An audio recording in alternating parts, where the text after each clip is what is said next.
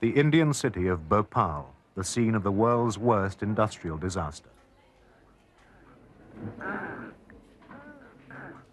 2,500 people were killed, 250,000 injured.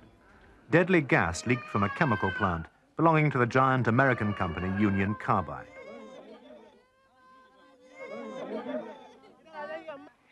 Today, exactly 6 months after the tragedy, this picturesque city still suffers. Here in the shanties near the chemical plant, families still mourn their dead. Here, thousands of survivors are crippled by the after effects. But behind this human tragedy lies another story of bad engineering, reckless cost-cutting, failures in management control, and wanton disregard for people's lives. Tonight, with the aid of confidential Union Carbide documents and former employees speaking out for the first time, World in Action examines the causes of the tragedy. We plot the many warnings of impending disaster at Bhopal. We identify critical differences between the company's American and Indian chemical plants. We show that the American company was aware that its methods of making and storing deadly MIC gas were dangerous.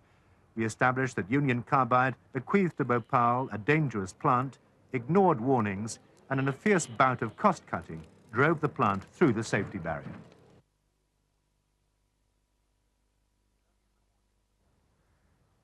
It was early in the morning of the 3rd of December last when gas used to make pesticides drifted out of this factory into the communities close by. ये हुआ था कि पहले लोगों को खांसियां चली, आंखें जलने लगी। उसके बाद में लोग बिस्तरों में से निकल के बाहर भागे, तो कुछ लोगों ने कहा कि मैदान में जाइए। मैदान में भी वो तो एकदम बहुत ही ज़्यादा जोर कर रहा था, तो लोगों ने घबराहट के मारे भागना चालू कर दिया। कोई भागे, कोई भागते-भागते रास्ते में गिर पड़े, रास्ते में ही मर गए वो। कोई घर में जो नहीं भागे, वो घर में मर गए। और कई लोग बहुत 10-10, 20-20, 30-30 किलोमीटर दूर निकल गए, 100-100 किलोमीटर दूर निकल गए थे, इतने लंबे निकल गए थे लोग।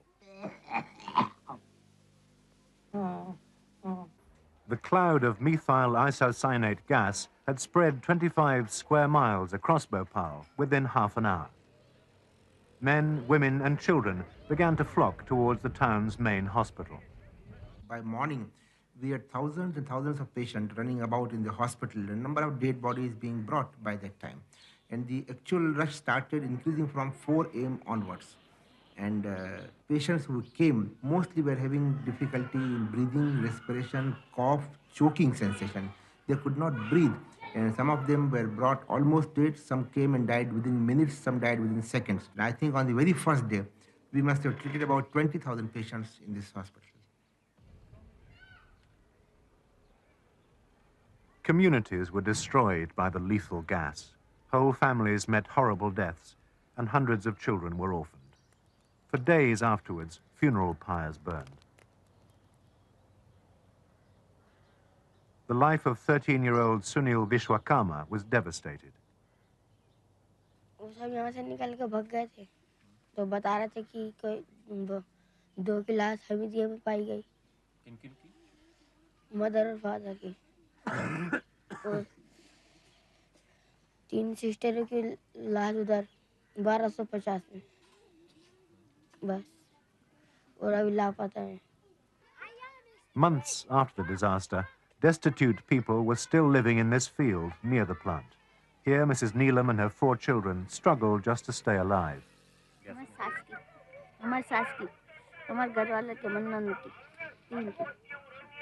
तो उसके लिए आपको अभी तक कोई मुआवजा मिला है? नहीं। सरकार से और कोई मदद मिली है? अभी नहीं मिली। लिखाई पढ़ी खूब है मेरे पास, अभी नहीं मिली। Tonight, Warren Anderson is out on $2,000 bail. Union Carbide's first response to the catastrophe was to send their chairman, Warren Anderson, to India. On arrival, he was briefly arrested. What I'd like to do, and I hope you can help me, is tell my wife I'm alive and well and hi, Mom. He defended the company's safety record and insisted the Bhopal plant was just as good as its sister plant in America. Somebody has to say that our safety standards in the U.S. are identical in India. or in Brazil or someplace else. And that what they do here, we've been doing for years. Same equipment, same design, same everything. But Union Carbide's position didn't stay the same. Soon, Warren Anderson was saying that Bhopal was a remote part of their worldwide operation run by Indians. The American company's position now is that it did nothing that caused or contributed to the accident. That you can't run a $9–10 billion corporation out of Danbury, Connecticut. It just cannot be done. This plant is in the middle of India, 8,000 plus miles away. We can't be there day in and day out and week in and week out. So you have to depend upon the people that you have in place, and you have to give them all the tools that they need, and you have to give them the support that's required. And we thought we were doing that. But World in Action has established how deeply Union Carbide were involved in what happened at Bhopal. Union Carbide America owned 51% of the Indian company. They designed the plant, set standards, trained workers, and monitored the operation. The closeness of the relationship between the American parent company and its Indian subsidiary can be traced in the history of the plant.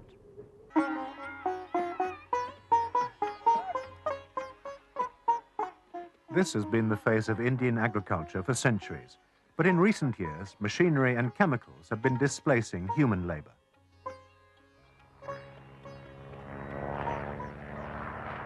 The new ways made India a lucrative market for pesticide manufacturers, among them Union Carbide.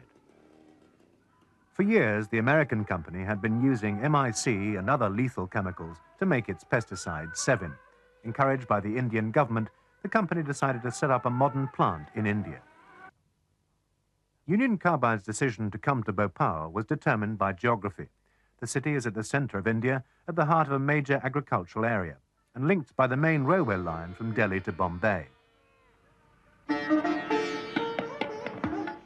Bhopal is the capital of Madhya Pradesh, a state with the same population as England and 3 times the size. It's a sprawling, bustling city of 1 million people. Bhopal grew up around its expansive lakes. Its mosque is the largest in Asia. It was to these narrow, crowded streets that Union Carbide brought the high technology of the West. Bhopal's planning regulations should have forced the MIC plant well away from the city, but the authorities were anxious to attract a major multinational employer, and bending the rules allowed the company to make its first major mistake. The plant was built in a populated area of the city. The choice of site was all the more dangerous because Union Carbide knew that there would be leaks of poisonous gas. Their own operations manual states, "A certain amount of toxic gas release is unavoidable and unpredictable." But local people and officials were unaware of this possibility. So when the MIC plant, with its well-paid jobs, opened in February 1980, there was considerable celebration. We were so thrilled, we were happy. It was a boom for the town. It was a period of high growth for people working with Union Carbide. It was a career opportunity, and everybody wanted to get in right on, get in on the boom right in the beginning. We are a poor country, and we need investment, we need technology. So when somebody sets up a plant, everybody is grateful. You provided jobs. The euphoria was soon to fade away. Almost from the day it opened until the tragedy nearly 5 years later, the Bhopal plant was plagued with accidents. We've identified a series of incidents and warning signs which all pointed towards disaster. If these warnings had been acted on, the final tragedy could have been avoided. The first major incident in Union Carbide's countdown to catastrophe came on Christmas Eve, 1981. This man, Ashraf Khan, was dealing with a faulty valve, a frequent problem in the MIC plant. Deadly gas leaked and got into his lungs. His widow, Sajida Banu Khan, recalls the tragedy. 24 दिसंबर को 22 या 21 की night को वो union carbide duty पर गए. Night duty थी उनकी, और मॉर्निंग में जब उनके आने का टाइम था तो एक आदमी ने आके मुझसे बोला कि उनको थोड़ी सी गैस लग गई है, वो वहीं हॉस्पिटल में है, 8 घंटे के बाद वहाँ से वो छुट्टी दे देंगे तो आ जाएंगे. हाँ, मेरे शौहर मुझसे बताया करते थे कि वहाँ पर बहुत ही जहरीली गैसें बनती हैं, ऐसी बनती हैं कि वहाँ पर मतलब कोई सांस नहीं, मतलब खड़े हैं तो बैठने की मोहलत नहीं मिलेगी और ख़त्म हो जाएगा, ऐसी ऐसी गैसें बनती हैं। बस ये कहते थे कि जब मैं जाया करूँ तो दुआ किया करो मेरे लिए। How important was the death of Ashraf Khan at the end of 1981? To my mind, that was one of the turning points in the history of Union Carbide in Bhopal. Public opinion at that point of time started changing, you see. People started, laymen, they started realizing that what we are doing in Carbide is not only providing jobs and employment, but it's also dangerous. Just 6 weeks after the death of Ashraf Khan came the next major warning. A pump failed at the plant and another serious leak of toxic gas occurred. 16 workers were injured. Union Carbide America had first-hand knowledge of this incident. Senior executives from the company were visiting the Bhopal plant on the day it happened. Workers at the plant seized their chance and complained directly to the American executives. Plant management's response was to stage a safety week. But according to union representative Hatim Jariwala, this backfired. हमारे यहाँ 1982 के अंदर एक safety week बनाया गया था।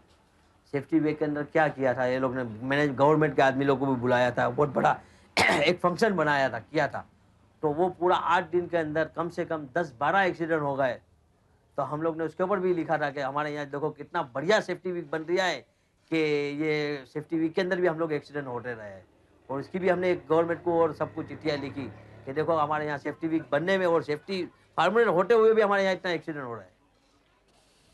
The next warning sign couldn't have spelled out Bhopal's problems more clearly to Union Carbide executives in India and America. In May 1982, a team of Union Carbide safety experts from America warned of a possible leak of toxic gas. They'd been sent to India to do a safety survey following the recent accidents. Their confidential report warned a leak could occur due to equipment failure, operating problems, or maintenance problems. All three factors had a direct bearing on last December's tragedy. Union Carbide America say their recommendations were followed up. Plant workers say that in some cases nothing was done. So far, the warning signs had attracted little public attention. But this man, Raj Kumar Keswani, now alerted the people of Bhopal to the dangers. He ran a local paper and became so concerned about what his contacts in Union Carbide were telling him that he wrote the first of a series of prophetic articles. My first article appeared on 17th September 1982, and it said, "Save, please save this city."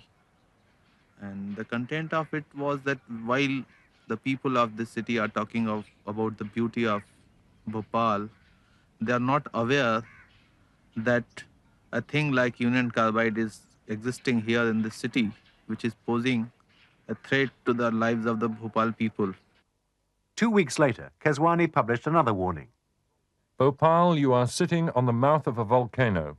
Bhopal will turn into a graveyard within 1.5 hours. Just 4 days later, another major leak of deadly gas occurred during routine maintenance.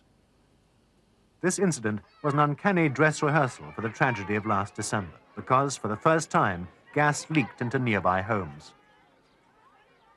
In that leakage, many workers were injured, and though it was stopped well in time, but even then it created a big problem for the people living in the nearby colonies. They all have to run away to save their lives during that night, and they could return to their homes only after 8 hours.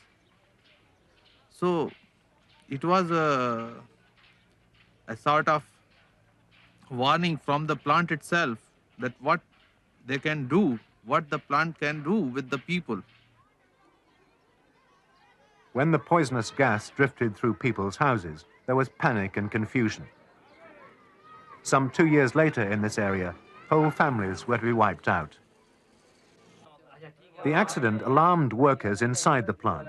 They started to refer to the MIC gas as the lions that could gobble up the people of Bhopal.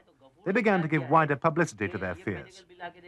और कम से कम 1500-1700 poster छपाए थे, पूरे भोपाल की दीवारों पे चिपकाए, union carbide की दीवारों पे चिपकाए एवं यूनियन कार्बाइड मैनेजरों के घरों की दीवारों पे चिपकाए। उस पोस्टर में क्या कहा गया था? उस पोस्टर में यह कहा गया था कि सावधान सावधान सावधान, सावधान सावधान सावधान, हजारों नागरिकों की जान खतरे में है। Workers at the plant became frustrated at the lack of action. उसका हमने बहुत से पम्पलेट्स वगैरह पूरे भोपाल में छापे थे और बताया था, पब्लिक को भी बताया था कि पब्लिक इसके आगे विरोध में आए, लेकिन उस समय शासन ने भी कोई मतलब ध्यान नहीं दिया और न मैनेजमेंट ने कोई ध्यान दिया। उसका कारण ये रहा कि हमारा जो मैनेजमेंट है वो शासन को भी गलत समझाता रहा और हम लोगों को भी गलत समझाता रहा, क्योंकि MIC के मामले में कि इंडिया में तो कोई उसको जानता नहीं, उसका फार्मूला क्या है, वो यहाँ का प्रोडक्ट भी नहीं है, वो अमेरिका से प्रोडक्ट यहाँ पे आया है, तो कोई लोग भी MIC के बारे में क्या नहीं जानते थे। और उसके लिए हमारा जो लोकल मैनेजमेंट है उसने यहाँ का जो गवर्नमेंट के अधिकारी हैं और एम्प्लॉइज हैं और जो यहाँ की जनता है उनको उन्होंने किया कि इसमें कोई खतरा नहीं, कुछ नहीं हो सकता, जबकि हम उनको बार बार कहते रहे कि इससे खतरा है। हमने शासन से भी कहा है कि इसको भोपाल की जनता को, यहाँ के एम्प्लॉइज को हमेशा खतरा बना हुआ है, कभी भी कुछ भी हो सकता है, मगर हमारे जो अधिकारी मैनेजमेंट के अधिकारी हैं वो लोग यही बोलते रहे इससे कुछ नहीं होगा, कभी भी कुछ नहीं होने की संभावना नहीं है, हम पूरी सेफ्टी यूज करते हैं, जबकि हमने बताया। The plant workers had sent letters to top politicians, judges, even to Mrs. Gandhi, the then Prime Minister, warning of the dangers at Union Carbide. But nothing was done. Neither the state government nor the government of India ever acted on the warnings. They could have shut down the plant or forced it to move to a less dangerous location outside the city. But Union Carbide were left alone.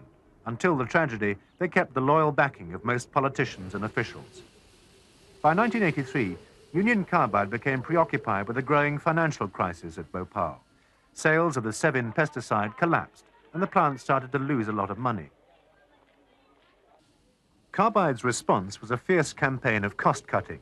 This was to have a direct effect on safety and become another nail in Bhopal's coffin. We started reusing bits and pieces of equipment which were better thrown away. For instance, gaskets and bits and pieces of pipelines. We welded them together and used them. So overall, you know, when something costs maybe 10,000 rupees for a meter of pipe and you have a small hole in it, you don't throw it away. You patch up the hole and use it again, which is really not recommended. As the plant lurched further into the red, Union Carbide in America considered a more drastic remedy: to stop MIC production at Bhopal, dismantle the plant, and ship it to another Union Carbide company in Indonesia. In Bhopal, Union Carbide started laying off workers. We lost people, we lost good people, we didn't replace them. We ran with short crew, short mannings. Were inexperienced people being brought in? Yes, you know, in industry the news gets around that a plant is not healthy. So nobody who's worth anything would like to come and join that plant. So you have to select from what is available to you from your local pool. In your opinion, were people operating the MIC plants without the proper knowledge and experience? It might get me into trouble, but yes, I feel that there were a few people, obviously I won't name names, I feel there were a few people who were not really fit to work in that unit.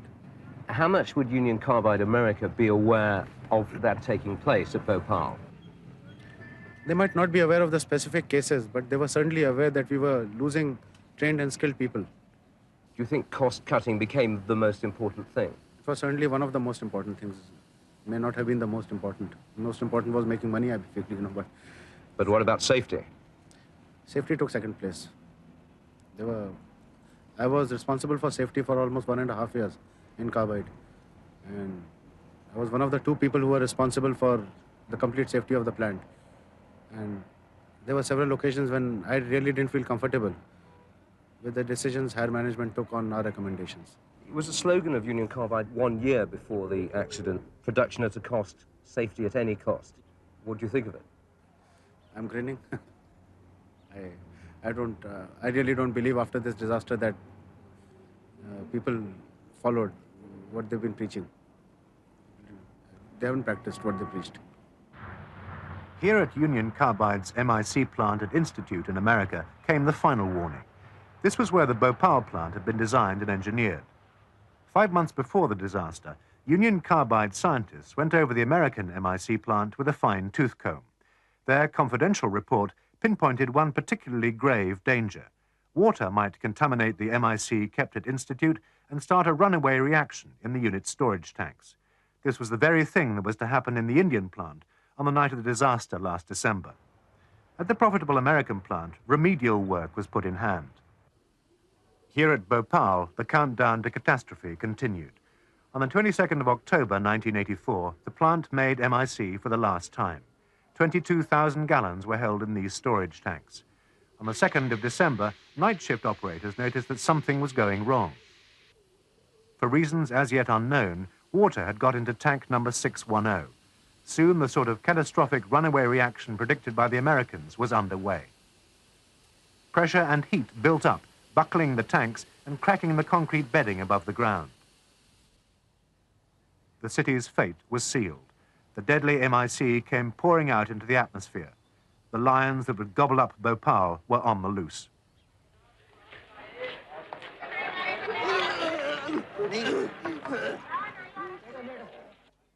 Throughout the night, as more and more people arrived dead or dying at the hospital, there was confusion.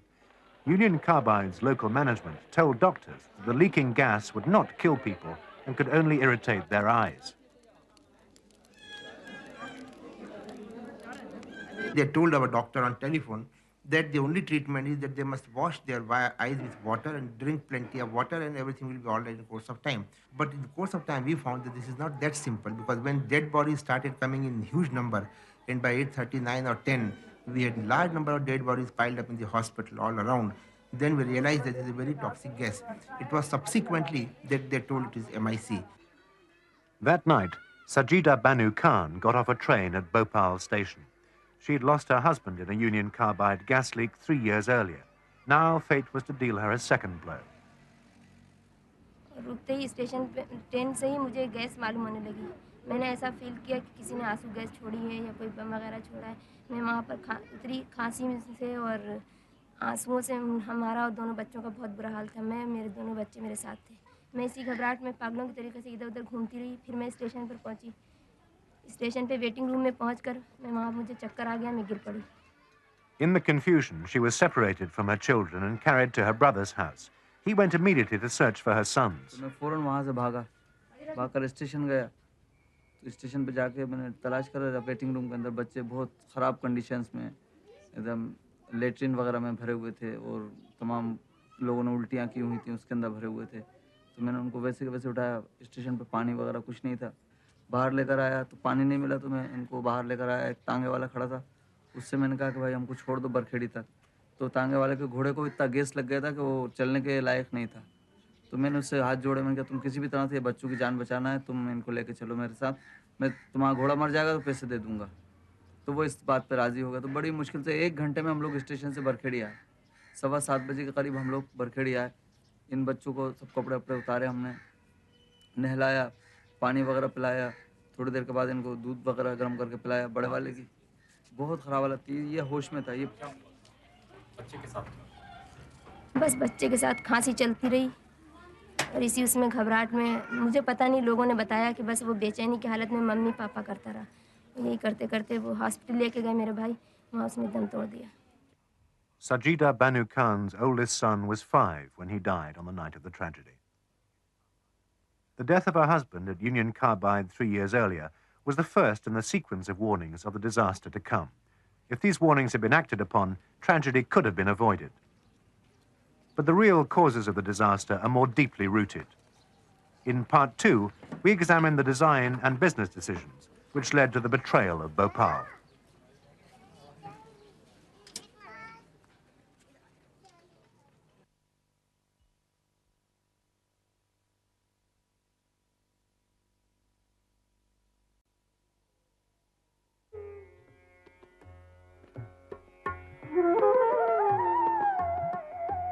The scale and horror of the Bhopal tragedy is unequaled in the history of industrial accidents.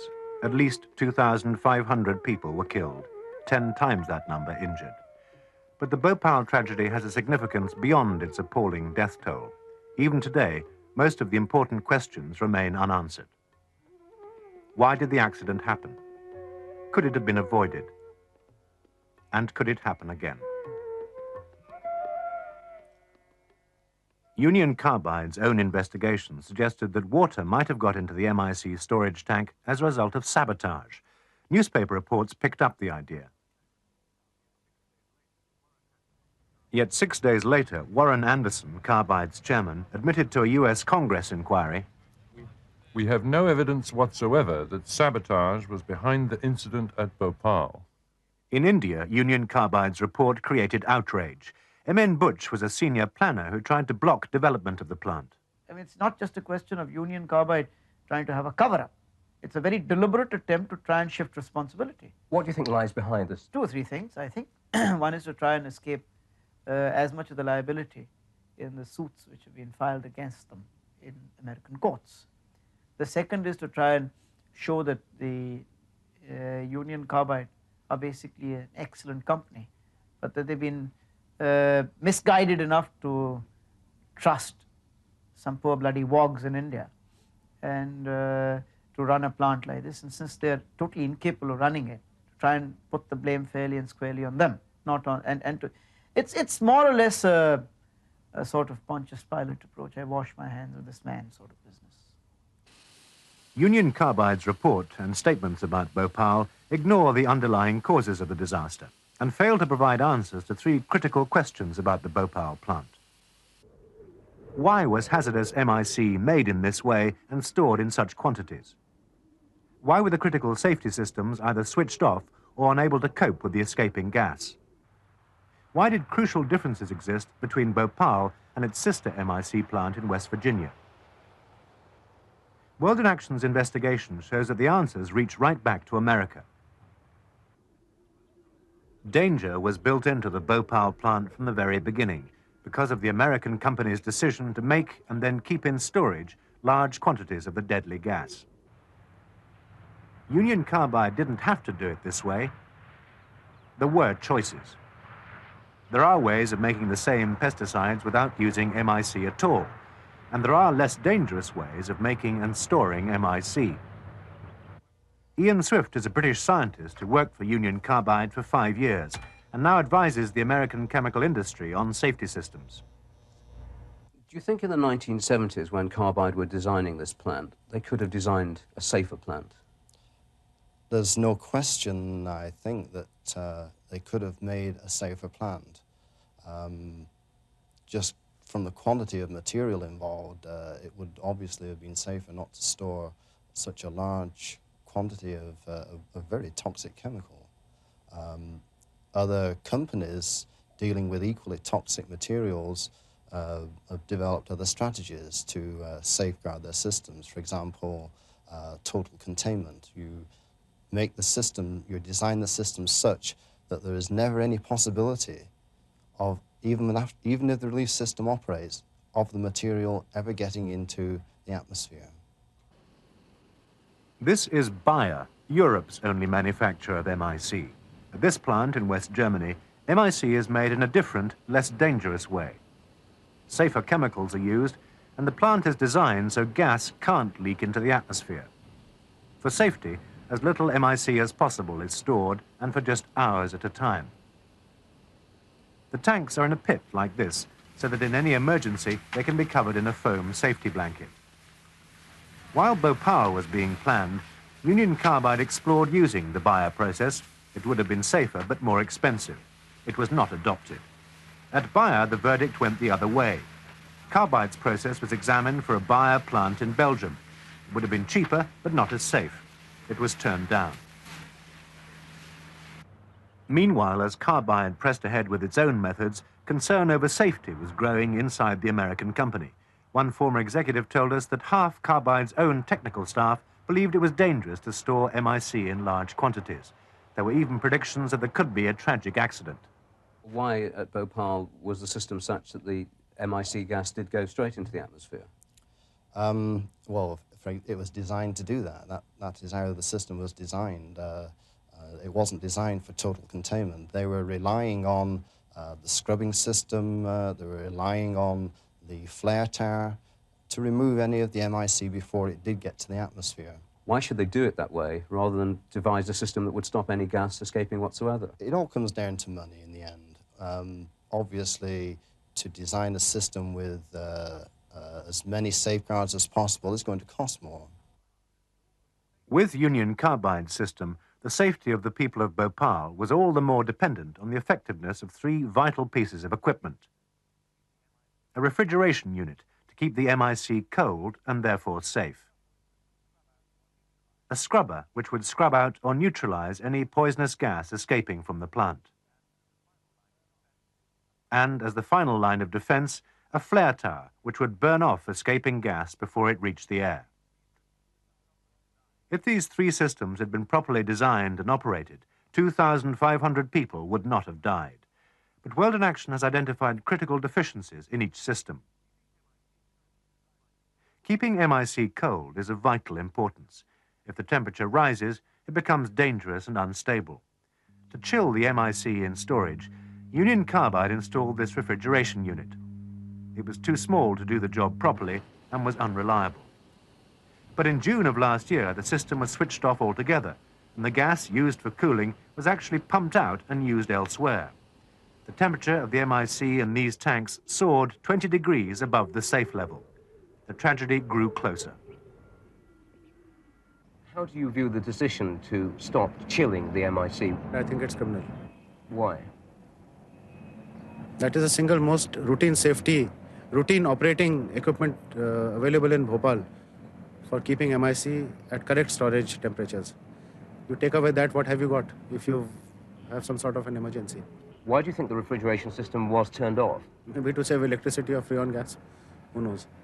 How much would it cost to run a day, that sort of system? I can make a guess, 500-700 rupees a day. Refrigeration companies have confirmed that the saving would be around 700 rupees or £50 a day. If the refrigeration had been operating on the night of the tragedy, the chemical reaction would have developed much more slowly, giving engineers vital extra time to get it under control or evacuate the area. Who authorized switching off the refrigeration is now a critical issue. Under normal Union Carbide procedures, America should have been informed. Dr. Varada Ryan, India's chief scientist who handled the Bhopal crisis, told us that America had been informed. Union Carbide's response is that they can't find anyone in America who discussed turning off the refrigeration unit. The second line of defense is the vent gas scrubber.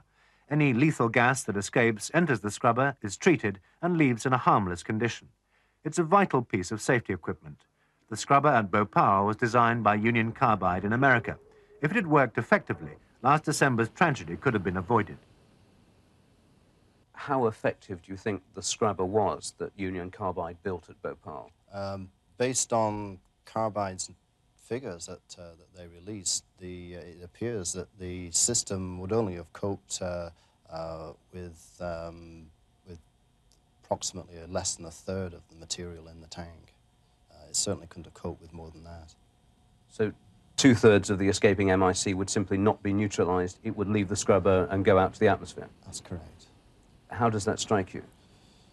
It's not a very safe way to either design or operate a system. Would it have been an expensive business to design a scrubber that could have coped with all the escaping gas? Obviously, it would be more expensive to build bigger scrubbers and to have them operating 24 hours. That's clearly an added expense.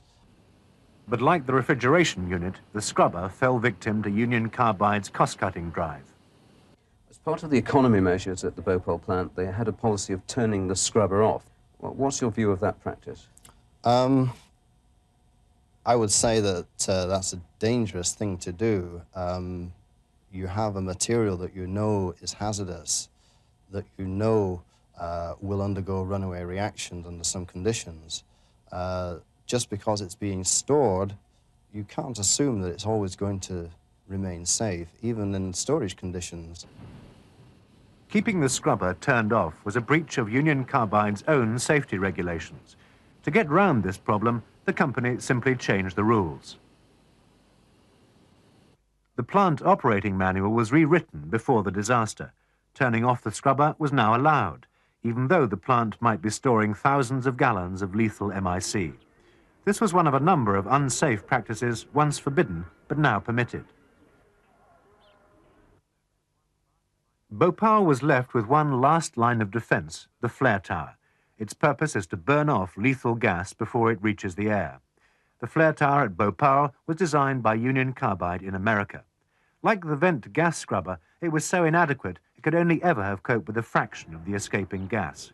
But the flare tower wasn't even in working order, so all that remained was a simple pipe that dumped the poisonous gas into the night air over Bhopal. An influential group of Indian scientists did their own investigation into the disaster. The dimension that the accident achieved was because of the under-designing of the safety systems. Once the water had got into the MIC tank, there is no way a very large leakage of MIC would not have taken place. There is no way that the safety systems could have stopped this. And that is important. Why do you think nothing was done if problems were identified in the plant? Possibly the view, and that appears to be the only rational view to take of the situation, is the thought that lives in India are rather cheap.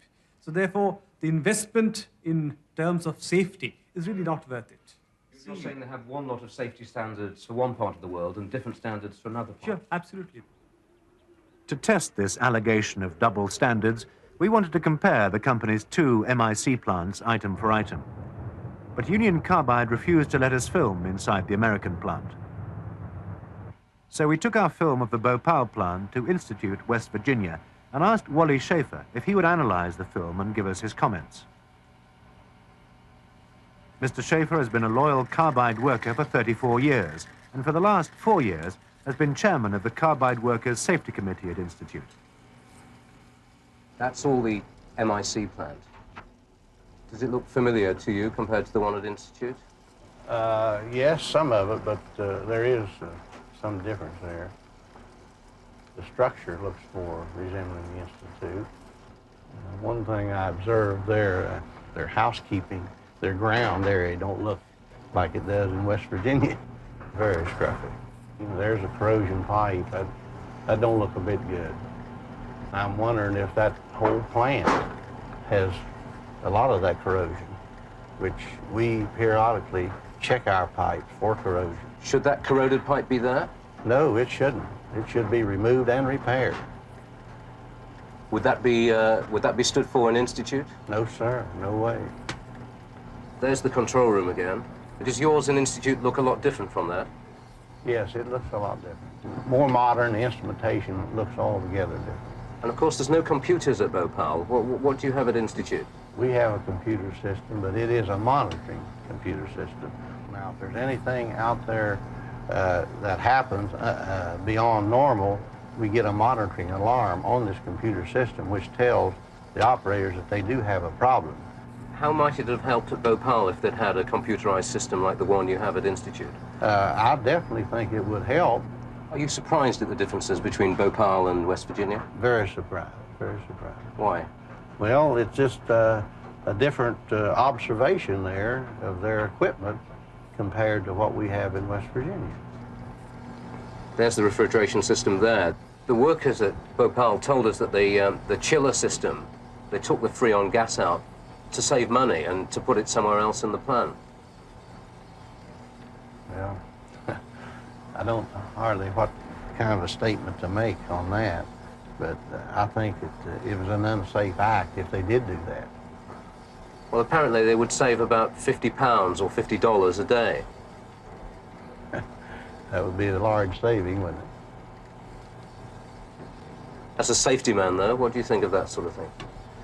I think it's ridiculous myself for safety and health in the workplace. Which would you rather do, save $50 or kill 2,000 people, you see? It just don't make sense. Safety and health has got a priority, and that's the way we look at it. There was another important distinction between the two plants. For the people of West Virginia, there was an evacuation plan to help them escape in an emergency. For the people of Bhopal, it was different. At Bhopal, they had no emergency or evacuation plan for the people outside of the plant. None whatsoever. Well, I think they should have had one. And I don't think that our plant would ever operate unless we didn't have some kind of a plan, because this emergency planning committee has been in service for several years in the Kanawha Valley. Well, they didn't want to alarm the people outside the plant about the sort of dangers that could happen at Bhopal. Well, were they afraid that they would panic, or I just wonder why they wouldn't notify the public outside. I think they should. Any community should notify them. Do you think that would have had a bearing on the events of last December? I think if they notified them properly, in the proper length of time, they'd probably evacuated and there wouldn't have been as many lives lost that they had. The outstanding question is, exactly what did Union Carbide in America know about conditions at Bhopal, and what is the extent of their responsibility for the world's worst ever industrial accident? The Indian government, suing on behalf of the disaster victims, has no doubt about where the blame lies.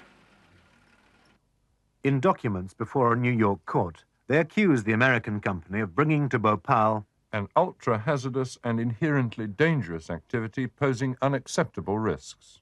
They say that Carbide failed to provide that its Bhopal plant met the highest standards of safety. Union Carbide say much of the responsibility lies with their Indian subsidiary, and the American company did nothing that contributed to the disaster. In this way, they hope to reduce the legal compensation. This angers Kamal Parikh, senior engineer when the MIC plant was built. Oh, I'm agitated, to put it mildly, because till the startup of the plant, there was absolute understanding and a very high level of communications between Union Carbide Corporation and Union Carbide India. Our people going there, their people coming here, the designs, the drawings, any design change made in India had to be approved by the US. Any change in material of constructions of various equipment, that had to be approved. Because you see, they had experience in dealing with MIC, we didn't. We were dependent on them for recommendations. So I feel that if at this point of time they say that they really didn't know what was going on, and I feel they're trying to hide something. What do you mean?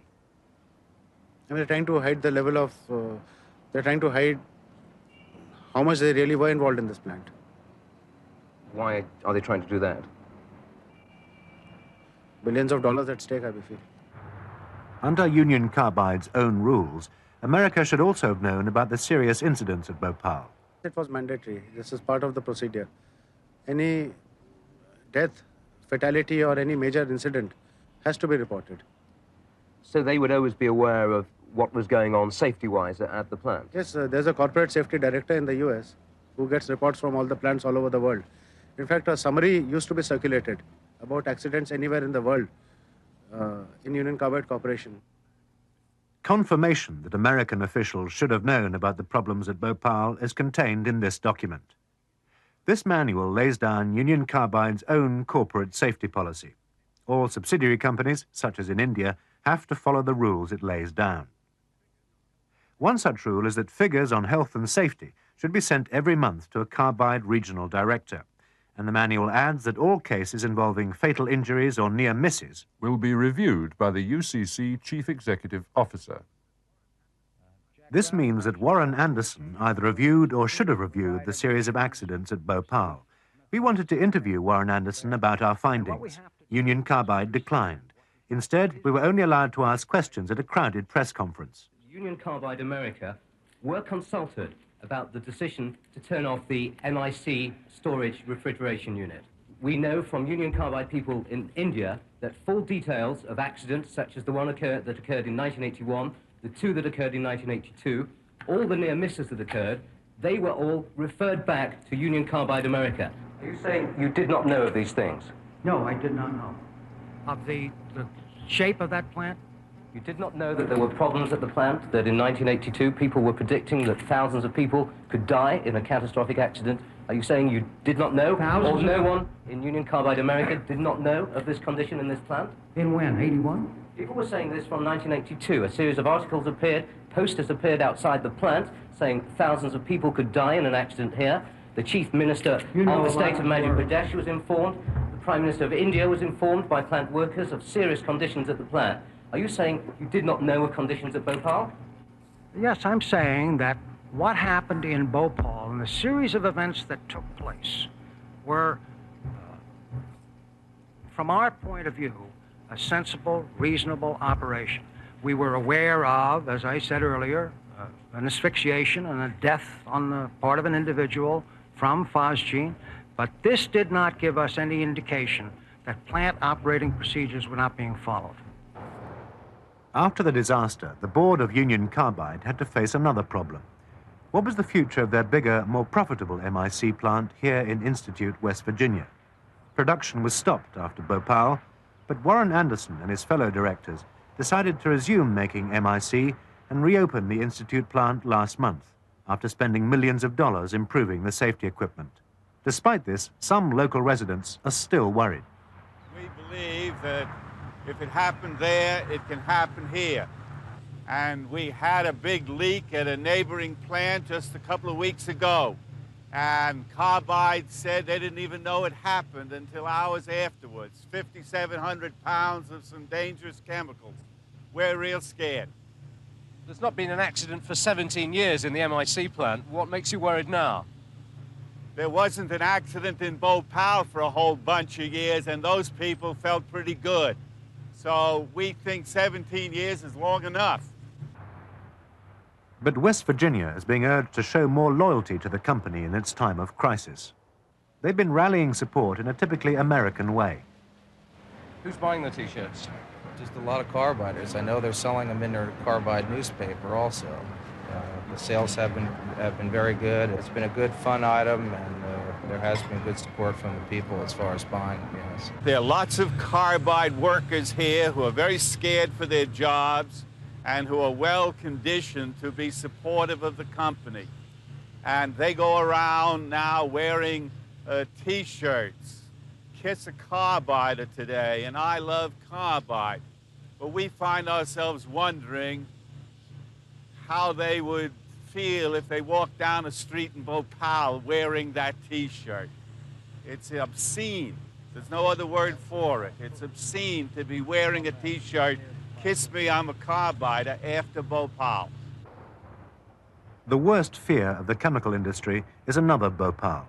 New research in the United States raises fears in the industry that disaster could strike again, and that there are hundreds of plants where this could happen. The research is into the design of safety systems, the issue at the heart of the Bhopal tragedy. The safety devices in many chemical plants are designed to cope with a leak of gas only. But now scientists know that often when a leak occurs, liquid escapes as well as gas. This means that safety or relief devices like scrubbers or flare towers just can't cope. British scientist Ian Swift is one of the American chemical industry's technical experts on this problem. What happens is that you get what we call a two-phase mixture, leaving the relief system, going through the relief system. The best way to explain it is to draw the analogy with opening a bottle of champagne. When you pull the cork out, it froths up, and essentially that's what's going to happen in a chemical reactor. Instead of gas coming out, you get this frothy mixture trying to get out of the outlet at the top. Does that mean that the safety systems can't cope? Unless they were designed specifically for passing two-phase flow, the relief system is going to be undersized if it was originally based on passing all gas flow. By undersized, it simply can't cope with all the escaping gas? That's correct, yes. How long have the American chemical companies known about this? There was an effort that got underway in 1976 and has been continuing since. But at about the time Carbide were designing their Bhopal plant, the industry here was getting concerned about the design of their safety systems. That's correct, yes. The lessons hadn't been learned at Bhopal because the safety equipment was so seriously inadequate. But the worry of experts like Ian Swift is that the safety systems at other plants throughout the world might also be unable to cope in an accident. I've been trying to establish some rough numbers as to how many plants are at risk. We're talking of perhaps at least 50,000 systems out there that could be at risk. You're saying there's 50,000 different systems where if a Bhopal-type leak occurred, the safety systems couldn't necessarily cope with the escaping gas? That's an estimate, yes. In your opinion, is there a real potential at these places for a Bhopal-type accident? Depending on the material that's involved, not all chemicals obviously are as hazardous as methyl isocyanate, but for those materials that are toxic and can cause widespread harm, the potential is certainly there. It could happen. It could happen.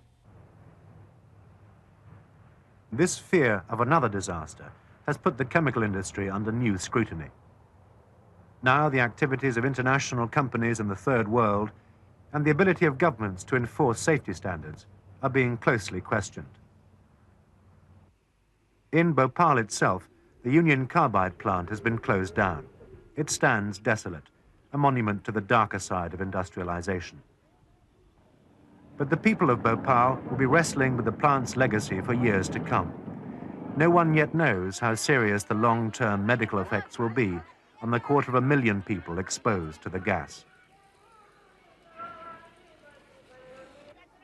For the thousands who lost relatives in the tragedy, their lives have been devastated. People such as 13-year-old Sunil, who lost his parents, brothers and sisters, and now lives alone. And Sajida Banu Khan, whose memories of Union Carbide focus on the loss of a husband 4 years ago and of a son who died in the horror of last December.